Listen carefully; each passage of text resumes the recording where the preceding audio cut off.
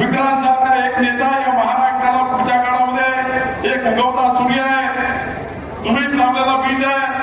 तुम्ही त्याला नगरसेवक केला नसता, तो उपमहापौर झाला नसता, उपमहापौर झाला नसता, तर आज महाराष्ट्राच्या विधिमंडळामध्ये आज यशस्वी नेता म्हणून काम करू शकला नसता.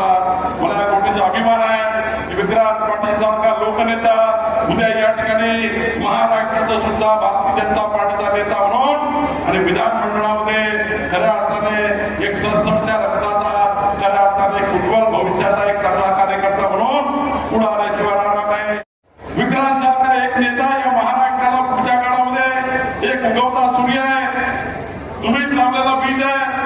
तुम्ही त्याला नगरसेवक केला नसता, तो उपमहापौर झाला नसता, उपमहापौर झाला नसता, तर आज महाराष्ट्राच्या विधिमंडळामध्ये आज यशस्वी नेता म्हणून काम करू शकला नसता.